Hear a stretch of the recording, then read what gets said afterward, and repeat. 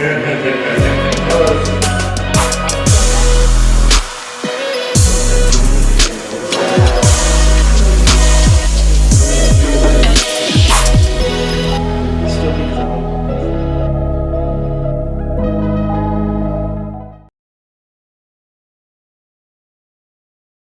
don't know if you have had this experience when you see a piece of, like, let's say an album, and that visual tells you something.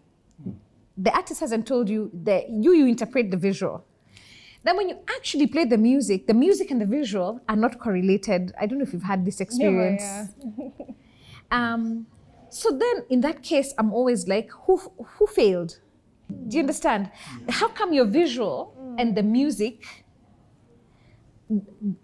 how come those worlds didn't come together? I also think it's an effect of this world where there seems to be so many sources of inspiration. Like there's so much visually that literally for you, like to be authentic is an act of defiance.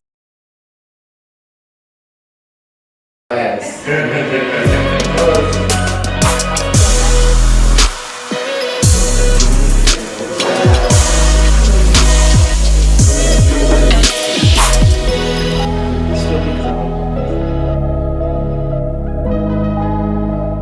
You're also saying the space for the other artist across you. I think so me who comes in as the artist, as a music artist, yeah, I'm only one part of this thing. Yes. Because if I knew how to take the photograph or to do the visual, then I wouldn't be here. Yes. So then I have to make space for you, yes, as the collaborator, whether I'm paying you or not paying you, for your specific artistic language to come across. Yes. Because then why are we here? Like truly, why me? Why not this other person? For me, I think that's important.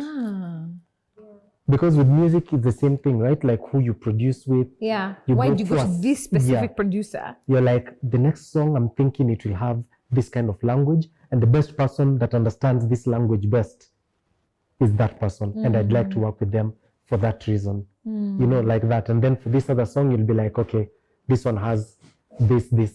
So it's not like you'll be going to someone who speaks only Kao and asking them, no, we need to speak French for this. Got you. Like, then why are we here? Why? You know, I only speak Kao. What's the problem?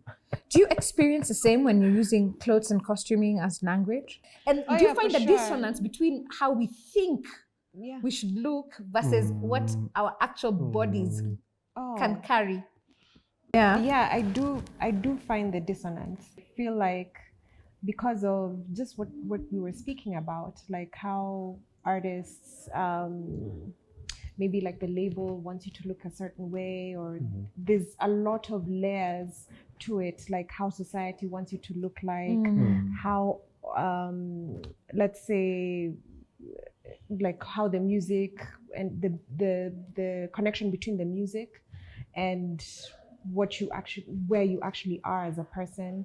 Like there's so many layers to it. So I usually have like either like a mind, it's like almost like reverse psychology, like where I would bring you exactly what it is that you want, and maybe if I feel like it doesn't work, I'll bring you exactly what it is that you want, and I'll bring you something that I feel is more would work. And then I would see what it is that you're gravitating towards.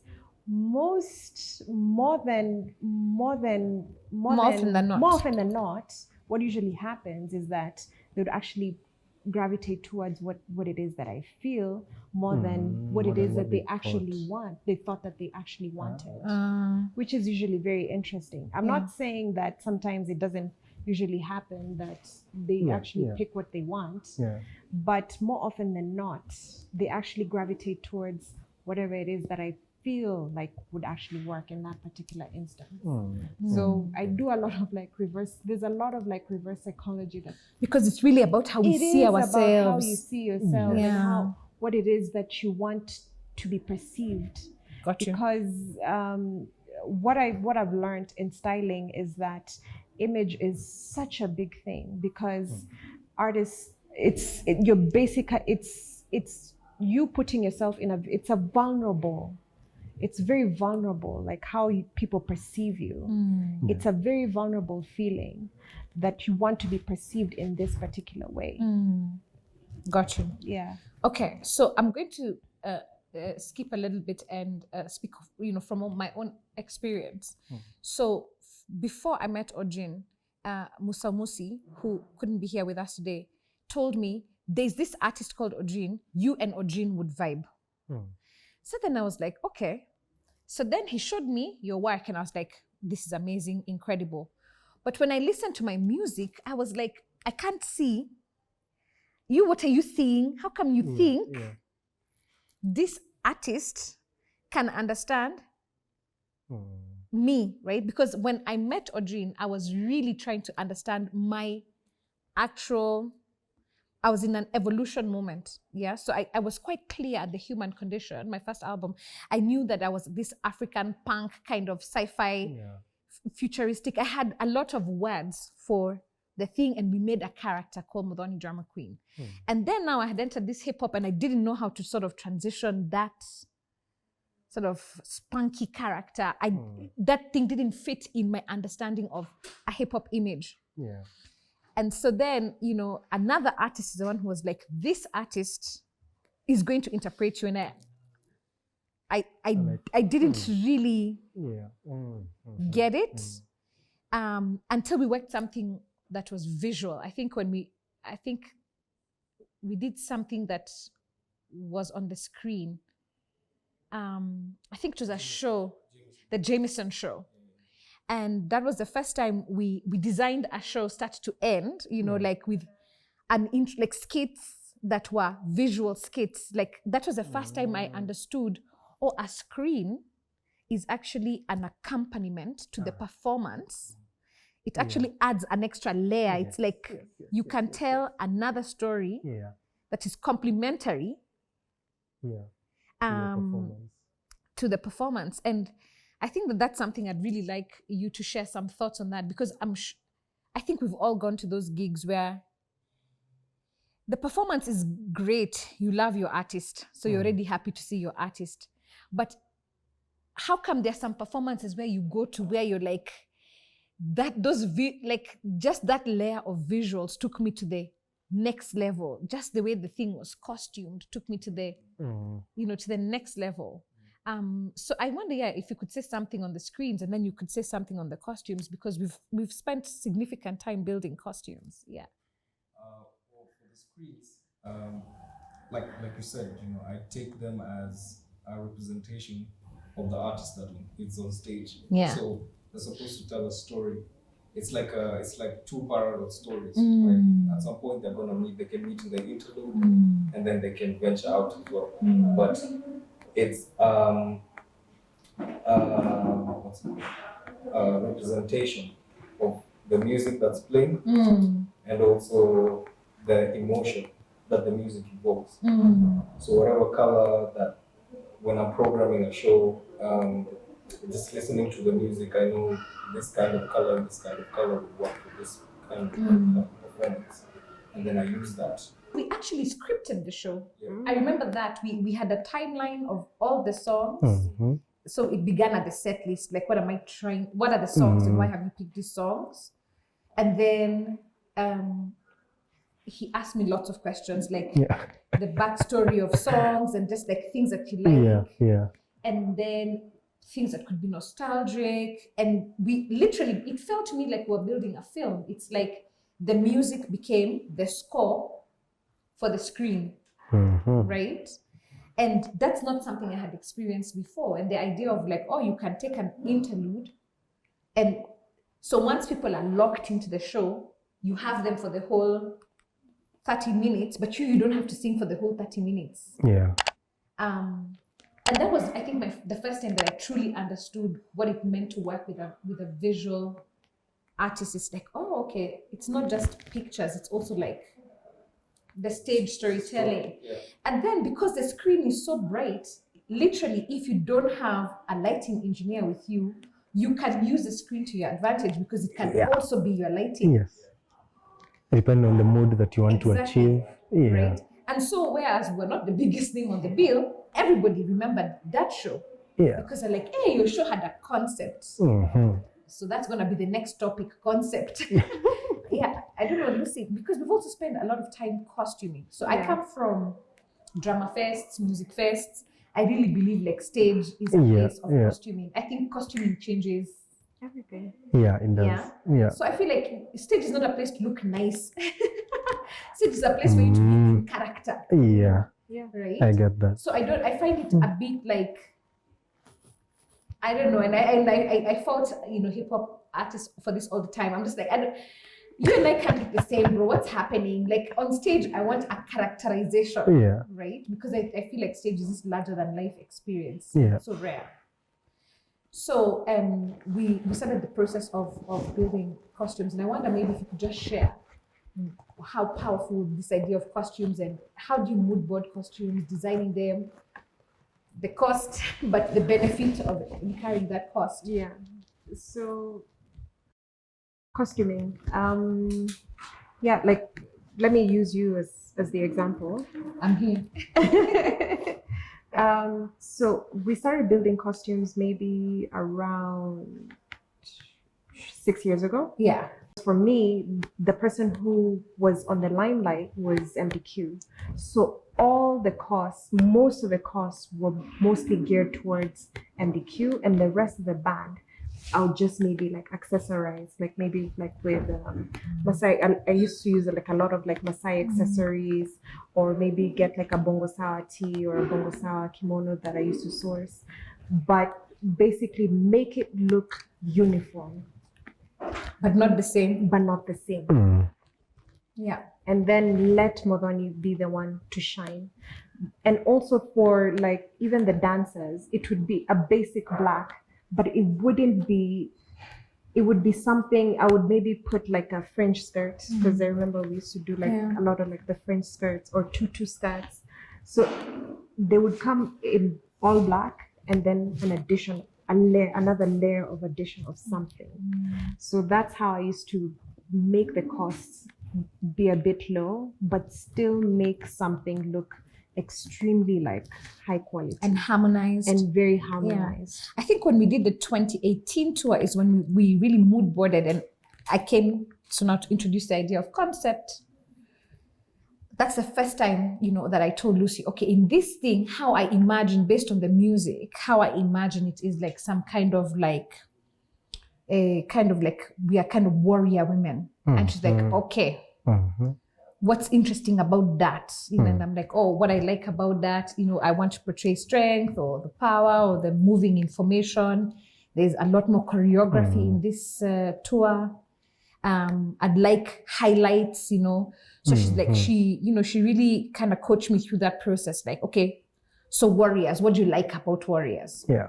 And what are different warrior images, so then, these things that they wear on their shoulders, these things that they wear on the cross, and then it took us some months actually to just like sort of build out that idea. Then for me, the next thing was traveling, because I have to travel with this gear, all of these things. Yeah. So then these things have to be, how efficiency, we can't make 10 outfits. We don't also have the money for 10 outfits. So how can one outfit be 2?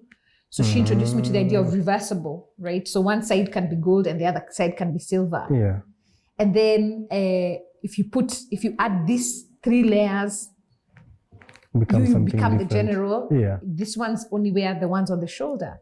So this idea of a concept really changed the game, I think, for me, because it helped me go back to the Muthoni at the human condition, where I was operating from a concept. Yeah. And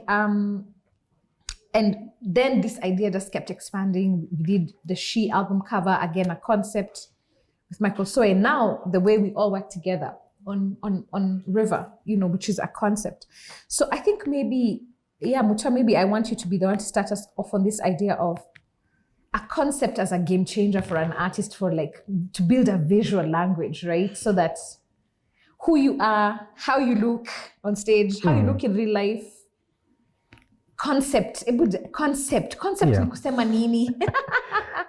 met you, you were already doing your concept of photography was Nairobi, but it was also cityscapes, like you were shooting buildings. Yes, but also it wasn't just about the buildings. It was about creating this story around these buildings that I'm curious about this story 50 years from now. What will you be able to tell when you look at my images from 2010s to the 20s, to the 30s, to the 40s? What will all this be saying about this place that I've lived in all my life and captured in this way?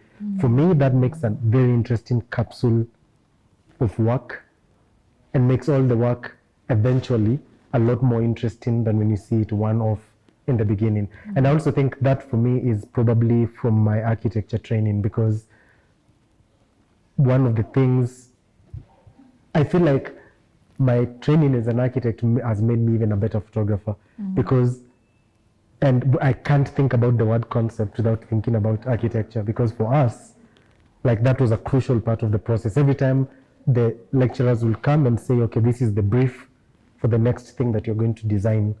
You're designing, could be just as simple as you're designing a house for a couple that have no children, plan to have no children.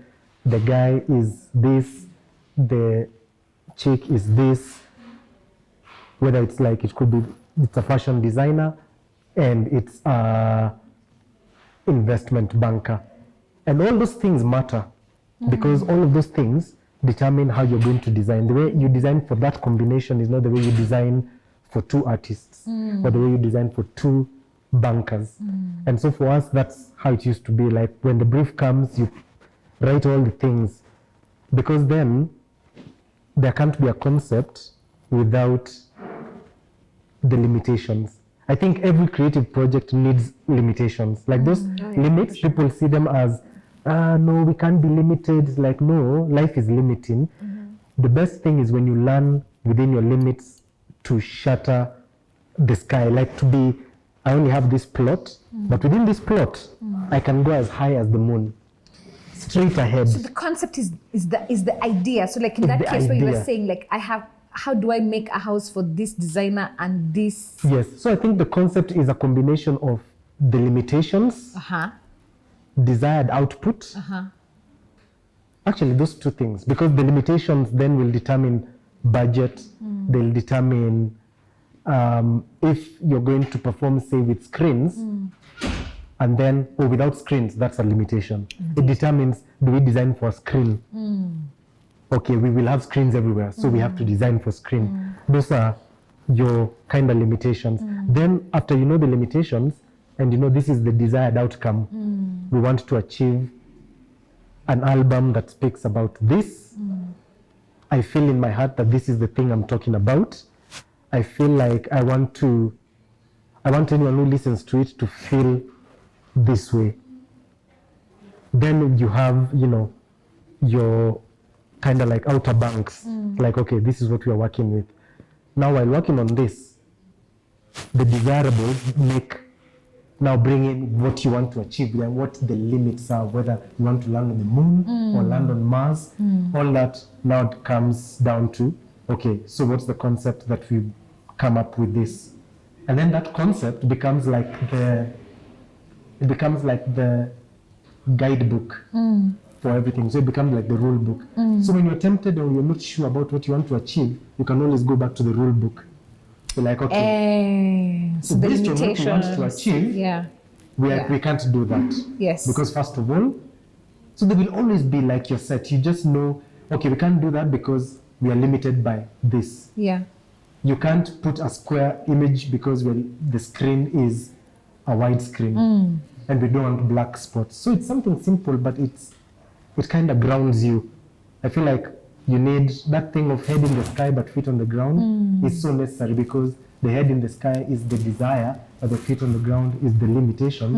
But between that, there's so much to do. And so I find that one of the ways to fail quickly is to not have your limitations, If you just have your desires but no limitations, you will fail faster than you even think, because you will be wasting time designing a rocket that goes to Mars while you only just need to go to the moon. Got you. Important. So Got I think, yeah, it becomes like your guiding book, just what you were saying about, it's the one that says you don't need 25 outfits. You can focus all your energy on this 10. Yeah. And this 10 become the best thing ever. Got you. Yeah. Yo, that's dope. And I think about like me making this work that we've all done together, River. When I started to tell Lucy about like, when the idea started to come to me, like, because we wrote the whole album and I still didn't know what the album was called, or I had no idea. But I was like, don't give yourself pressure. Usually it will tell you. Yeah. Yeah. So I didn't start at a concept. We just made music. Yes. After we finished making the music, I started to have a sense of what this music was, the idea of, you know, as an African, as a spiritual being coming into this earth plane, then you become very localized. You know, Africans are first their ethnic identities, because these things called countries, these are Wazungu inventions, right? So then I thought about that, then now you're no longer your ethnic identity only, you're also this urban thing because you were born in Nairobi, but now you're also this global person because you travel. How does that affect your travel? And then when you come back home, you're the same, but you're different. Yeah. And now you're starting the journey again. So then I was like, oh, this idea of like a cycle of the cycle of life, it's like, oh, the cycle of a river. So then I said it to Lucy and I was like, and the thing that I'm really interested in is in grounding it. Like I'm going to run into my ethnic identity as opposed to running away from it, you know? And so we started to build a mood board even before we had, you know, brought anybody, brought you guys in. But one of the things that I found really useful is being able to bounce off that idea, right? Because as soon as she believed it, she added a layer. Yeah. Right? And then I said, I'm thinking of asking Mutua and, you know, Ojin and Musa, and even Musa should design a font. She's like, exactly. So Lucy and I were able to agree in advance, like, oh, this is the right art team to have to. But it's also because I've had years of, she's trained me how to talk to a collaborator so that there is space for the collaborator. So that I get something out of it, but the collaborator gets something out of it, right? That process of building consensus when we'd have the meetings and talk, sometimes I'd feel like it's such an abstract idea. How are we going to force this abstract idea into tangible images? So when you suggested, like, we can't just go shoot anything, you have to know this is exactly the thing that you're looking to shoot. These are the 10 images you're looking for in that shoot. That was quite different from some shoots we've done, which have lasted us like the whole night, because you don't know what you're looking for. You're hoping the photographer is going to suggest something nice as you as you're shooting, or you're hoping that you're going to see something, then you're like, oh, should I also pause like this? Should I pause like this? So this idea of limitation, when you are like, these are the actions, the wheelbarrow, the whatever, the mkokoteni, these are the 10 actions I'm looking for. I feel like it also gave you then a lot of space to play. It was so useful. Because when you just come with like, let's see where it goes, but that's not how the final artwork will not be for let's see where it goes. Indeed. The final artwork is very it already has somewhere it's going. And so for me it was so useful having him there, because he could literally say, okay, can I have that but facing this way? Because he already is seeing, and even him, he can see as the process is going on, like, okay, in fact I was thinking of her facing this way, but let's see facing that direction. Let's see, because I see how I can also use that. Because he's already seen, like sometimes you've thought about it, but then when you come to the shoot and you're seeing it happen, you're like, aha, okay, so if this is how it will look like, also try this. And for me, I'm happy to, because I'm seeing that he has very clear direction. And sometimes, you know, when you work without clear direction is the most frustrating thing. Because you're like, we don't even know. Like, we could be going towards the target, but we could be in Mombasa and the target is in Nairobi. So concept also forces you to stay on task, to stay on target. Got you. Robi, did you have the same experience, like with just this is the first time where we just needed one costume and like the right number of adornments, and you could just focus your budget on getting exactly what you wanted. Yeah, but it was, that's why I actually really wanted to speak about that costume. It was one costume, but there was so much intentionality with the colors and the beading, and even if you look at the actual fabric, if you look at even the adornments of the beadwork, they had like infinity signs. You remember I pointed that out. I was like, there's a lot of mythology within the costume. So it's not just a costume, it's a piece of art. Absolutely. Yeah. So what I can speak about concept is that concept for me is intention. It's just another word of intention. What is your intention? And that is it. As soon as you answer that question, it answers everything. I really like what you said, mythology, because a lot of this, and it's also my favorite song on the album, Mythology, but this artwork, we spent a lot of time building the mythology of the character, like how it's going to look, how it's going to move, how, you know, but interestingly, even the images, it was only when I saw them that the thing stopped being abstracted. When I saw, when you showed me on the camera, I was like, oh, this is actually, it has now come home. It's what I thought it was going to be, but I hadn't created a boundary. I don't know, there was just a lot of trust. I knew that we are aligned on the assignment. We have the right costuming. You are the right artist. Something good will come out. Now, when you gave the images to Ojin, because Ojin, I really think I want you to talk about this compositing, what that means. Because you gave him your original photographs of different landscapes across Africa, and then you gave him these images from the shoot.